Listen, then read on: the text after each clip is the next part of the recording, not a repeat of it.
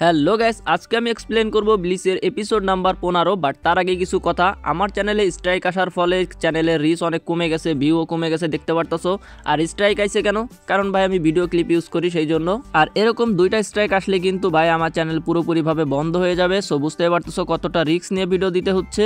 তাই আমি চাইবো যে তোমরা ভিডিওতে বেশি বেশি লাইক করো আর কমেন্ট করো, তাহলে চ্যানেলের রিচ আবার ফিরে আসবে। যাই হোক, এপিসোডের শুরুতেই আমরা রুকিয়াকে দেখতে পারি যে চিন্তা করতেছিল যে ম্যানোস পৃথিবীতে এসেছিল আর এইখান থেকে হেরে আবার ফিরেও গেছে। এটা অবশ্যই সোল সোসাইটিতে জানাজানি হয়ে গেছে। অন্যদিকে আমরা কনকে দেখতে পারি যে ইচিগোকে বলে যে দেখো তোমার বোন আমার কি অবস্থা করেছে। ইচিগো কনকে লাথি মেরে ফেলে দেয় আর বলে যে ও তো ভালোই করেছে, মনে হয় তুমি অনেক নোংরা হয়ে গেছিলে তাই তোমাকে পরিষ্কার করে দিছে। তবে কনের কাছে এটা একদমই ভালো লাগে নাই, কারণ ওর কানে জুয়েলারি পরায় একটা মেয়ের মতন বানায় রাখছে, যেটা কন খুলতেও পারছে না। ইচিগো এটা খুলে দেওয়ার চেষ্টা করে, উল্টো কন সেটাতে ব্যথা পায়। এরপরে ইচিগো ওকে রেখে এইখান থেকে খাবার খাওয়ার জন্য চলে যায়, যেটাতে কন অনেক রাগ হয়ে যায় আর বলে যে কেউ আমাকে ভালোবাসে না, সম্মান করে না, আমি এখান থেকে চলে যাব আর এমন একজনকে খুঁজে বের করব যে আমাকে ভালোবাসবে, যেখানে আমার সম্মান আছে। এরপর ইচিগো রুকিয়ার জন্য খাবার নিয়ে এসে ওকে ডাকতে শুরু করে। রুকিয়া রাগ হয়ে বলে যে এত ডাকতেছো কেন, আমি শুনতে পাচ্ছি।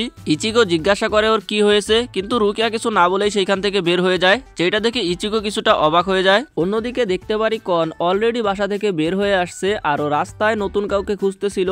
তখনই আমরা ইচিগোর স্কুলের দুইটা মেয়েকে দেখতে পারি, যাদেরকে দেখে কন রাস্তায় শুয়ে পড়ে আর মনে মনে ভাবতে থাকে আমাকে উঠিয়ে নাও, আমি দেখতে অনেক কিউট। বেসিক্যালি ও একটা খেলনা টেডির মতন আচরণ করতেছিল, যাকে দেখে পাশের একটা মেয়ে খুশি হয়ে যায়, কিন্তু অন্য মেয়েটা ওর উপরে পাড়া দিয়েই পার হয়ে যায়, যার ফলে ওর মুখ থেকে উ শব্দ বের হয়ে আসে। তো এইটা শুনে ওই মেয়ে দুইটা কিছুটা ভয় পেয়ে যায় আর ওরা শিওর হয়ে যায় যে এই পুতুলটার ভিতর থেকেই আওয়াজ বের হয়েছে, যেটাতে কনও কিছুটা ঘাবড়ে যায় আর শরীর থেকে ঘাম বের হইতে শুরু করে। এরপরে কন হঠাৎ করেই সেইখান থেকে পালানো শুরু করে, কিন্তু আমাদের কন ভাই হয়তো এইটা জানে না এর মধ্যে থাকা একটা মেয়ে ওদের স্কুলের টপ ক্লাস রেসার, আর সেই মেয়েটা কনের পিছু করতে শুরু করে। অন্যদিকে আমরা রুকিয়াকে দেখতে পারি যে স্কুলে যাইতেছিল, তবে এখনো রুকিয়া সেই আগের দিনের কথা নিয়ে চিন্তা করতেছিল। একটা ম্যানোস পৃথিবীতে আসছে আর এইটা অবশ্যই ইনভেস্টিগেশন করার জন্য সোল সোসাইটি থেকে লোক আসবে, আর তখন তারা ইচিগো আর রুকিয়ার ব্যাপারে জেনে যাবে, যার ফলে এদের দুইজনেরই লাইফ বিপদে পড়তে পারে। এর মধ্যে এখানে অরিহিমে চলে আসে আর রুকিয়াকে জিজ্ঞাসা করে তুমি সামার ভ্যাকেশনে কোথায় যাইতেছো, যেটাতে রুকিয়া কোনো উত্তর দেয় না। তো অরিহিমে রুকিয়াকে একটা ফেস্টিভ্যালের জন্য ইনভাইট করে, বলে যে আমরা চাই যে আমরা সব স্কুলের বন্ধুরা একসঙ্গে মজা করি। তো রুকিয়া বলে যে আচ্ছা ঠিক আছে, আমি চিন্তা ভাবনা করে জানাবো। আর রুকিয়া এটা জানতো যে অরিহিমে ইচিগোকে পছন্দ করে, আর তাই ও অরিহিমেকে দেখে কিউট স্মাইল করে। ভাই রুকিয়াও অনেক কিউট, বিশ্বাস করো। যাই হোক, অন্যদিকে দেখতে পারি ইচিগোর স্কুলে গেমস পিরিয়ড চলতেছিল, যেখানে অরিহিমে ব্যাটিং করবে আর উপর থেকে কন এইগুলো সব দেখতেছিল। আর আমরা বুঝতে পারি আমাদের কন ভাই কোনো মতো ওই মেয়েটার থেকে বেঁচে গেছে। এরপরে কন প্ল্যানিং করে ও অরিহিমের সামনে গিয়ে শুয়ে পড়বে, আর অরিহিমে একটা ভালো মেয়ে তাই অবশ্যই ওকে উঠিয়ে নিবে আর এর সাথে ওর মজার দিন শুরু হয়ে যাবে। কিন্তু আমাদের কন ভাই হয়তো মাতারার কথাটা শোনে নাই, wake up to reality.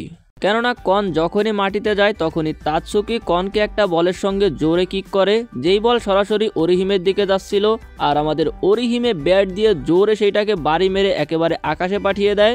R successful shot মারা পরে অরিহিমে খুশিতে দুইটা বোতল খোলা শুরু করে, এটা কোনো কথা? আর এই সবকিছু উপর থেকে রুকিয়া দেখতেছিল, আর ওদেরকে দেখে রুকিয়ার অনেক মন খারাপ হয়ে যায়, কারণ রুকিয়া বুঝতে পারছে ওর খুব তাড়াতাড়ি এখান থেকে চলে যাইতে হবে, সবকিছু খুব তাড়াতাড়ি শেষ হয়ে যাবে। তবে রুকিয়া ওর এই সব বন্ধুদেরকে ছেড়ে যেতে চায় না। অন্যদিকে দেখতে পারি ইশিদা আর ইচিগোর মধ্যে মোটামুটি বন্ধুত্ব শুরু হয়েছে, তবে দুইটাই হচ্ছে ঘাটতেরা, কোনোটাই কোনোটার সাথে ঠিকঠাক ভাবে কথা বলে না। অন্যদিকে দেখতে পারি ক্লাসের মেয়েরা এক জায়গায় বসে খাবার খাইতেছিল আর ওরা গল্প করতেছিল যে অরিহিমে এত খায় কিন্তু ওর স্বাস্থ্য কেন বাড়ে না।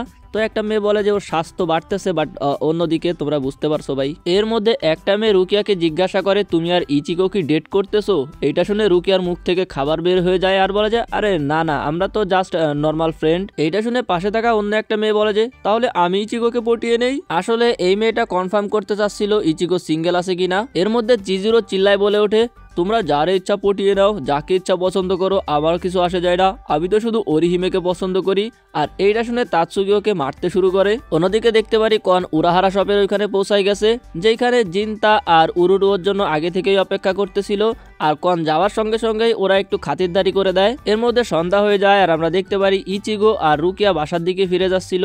রুকিয়া ইচিগোকে বলতে চাচ্ছিল যে বেশি দিন আমি আর হিউম্যান ওয়ার্ল্ডে থাকতে পারবো না, আমাকে সোল সোসাইটিতে ফিরে যাইতে হবে, না হলে আমাদের দুইজনের লাইফই বিপদে পড়তে পারে। তবে অনেক চেষ্টার পরেও রুকিয়া সেটা ইচিগোকে বলতে পারে না। এর মধ্যে এখানে দৌড়াইতে দৌড়াইতে কন আসে আর এসে রুকিয়াকে জড়িয়ে ধরে, এরপর কান্না করতে করতে বলে যে আমি ওর জীবনে বাসা ছেড়ে যাব না, আমি আজকে বুঝে গেছি বাইরের দুনিয়া কতটা খারাপ। এরপরে ইচিগো আর রুকিয়া কনকে নিয়ে ইশিদার কাছে যায়। তোমাদের হয়তো মনেই আছে ইশিদা খুব ভালো পুতুল সেলাই করতে পারে, এই জন্য ওরা কনকে এখানে নিয়ে আসছে।